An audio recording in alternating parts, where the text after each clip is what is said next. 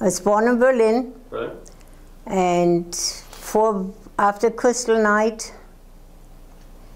in 4 weeks before the war broke out, I said, I'm not staying here. I was 17. And there were many German Jews who considered being German and then German, oh yeah, they happened to be Jewish. Mm-hmm. My father was one of them. And when I said, I'm not staying here, he said, what's good enough for the parents is good enough for the children. I said, not for this one. How I ever had the guts, I will never know. Yeah. Because looking back, I don't think I would have it today. Right. So I found myself foster parents in England, and with $5 in my pocket on August 2nd, I left. I was we had to be part of it in the beginning. Yeah, I remember that, yeah. I went to a big school, and if there were marches, we had to go with them. Right. And they also had the school had a summer house, and of course Jews weren't allowed to go anymore. I was 15 and I got a bad case of dysentery, which by the time after 3 months when I could have gone back to school, Jews were no longer allowed in school. Mm-hmm. So I didn't go to a different school. I transferred to a language and business school until I left. You bring back to my memory the fact that we had a teacher for Latin and geography. He married an 18-year-old from the school who was Jewish, and he was the biggest anti-Semite on the outside that you could possibly imagine. He was the only one that demanded that when he came in, we had to stand up and say Heil Hitler. Mm. When I came to the United States, I guess I've never forgotten that, I looked in the telephone book in Manhattan and found his name. And it's the only anonymous letter I ever wrote saying I was a student of his, and I hope to God that the Americans would not give him a permission to teach. Your family was struck hard by the banking recession, and then, which was 29, and then of course worked its way into the early 30s. At the same time, that also sort of led to the rise of the National Socialist Party. Absolutely. And for the Kristallnacht, I remember we were told that my father would be picked up through the grapevine, and my mom tried to convince my dad to go into hiding. Mm-hmm. He said, it's my Germany, I'm not going anywhere. Right. She begged him and she begged him, and finally she convinced him. He went for... I was fortunate enough to find my parents alive after the war. I went to the Red Cross, I went to the Jewish community organization, and I tried to find the pastor.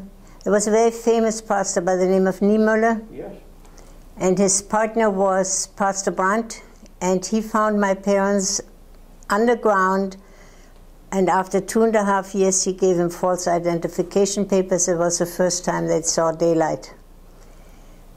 And I got in touch with him, and he found them for me, and that's how I came to Berlin. Did you meet Niemöller? No. Okay. No. But I know you had that yeah. great job. Wow. Yes. And what was the reunion like? Funny question. Typically reserved and typically German, sort of, hi. And I put my arms around my mom and my dad, and they did that too, but it's a very reserved family, and I think that was the case of many Europeans. I was in England. I had a job that paid enough for my furnished room and my food, but for nothing else.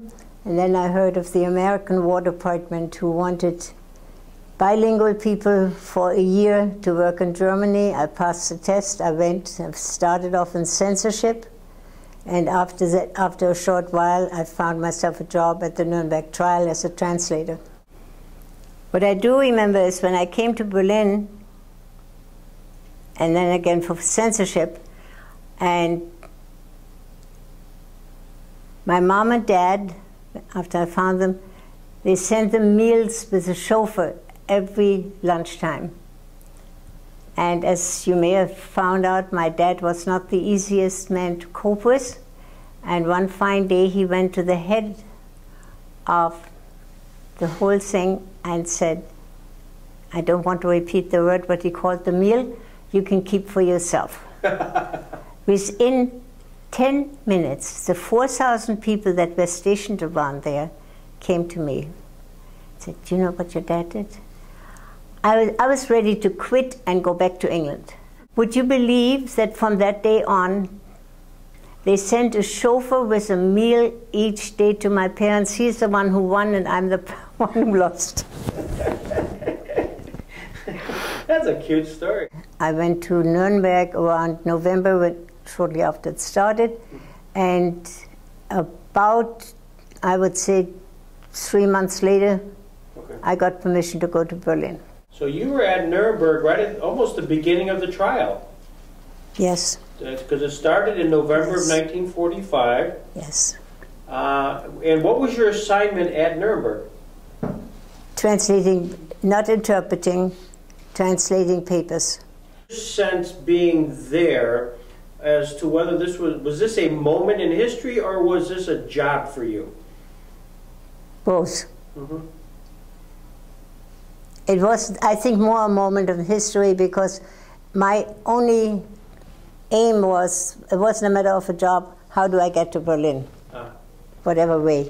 The soldiers interested in all you good-looking women? Yeah, we did go out with soldiers. So you went to court? Yes. So you walk in for the very first time. Reaction is that all through my life, I took whatever happened and swallowed it and lived with it. And I think that's how I managed to. The reaction was they should all have gone and been executed. The people who were, the guilty ones were sitting on that side. Right. The interpreter and prosecutor were across from there, and there were more people sitting here, and there were benches for people who, like myself, or visitors who were allowed to come in.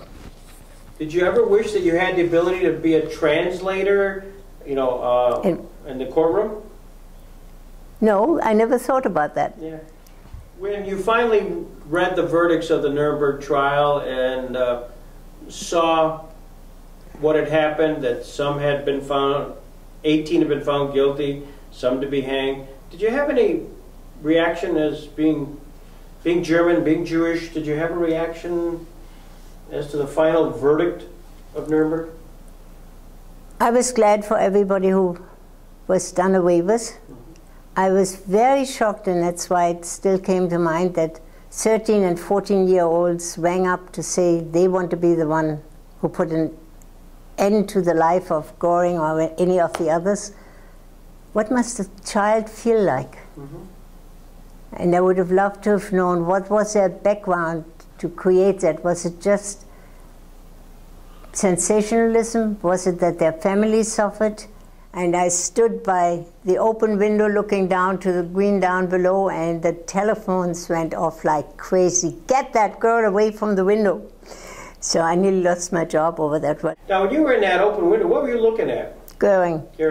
Going down in the park, in the little garden, whatever, back and forth.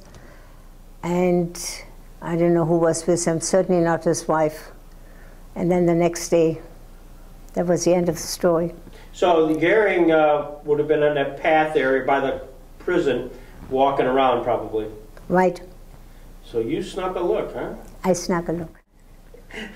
But I'm very grateful. I thank you very much. As I said, it took me a while because I really tried to stay away from anything that was Hitler, one form or another. Thank you very much. Thank you for coming.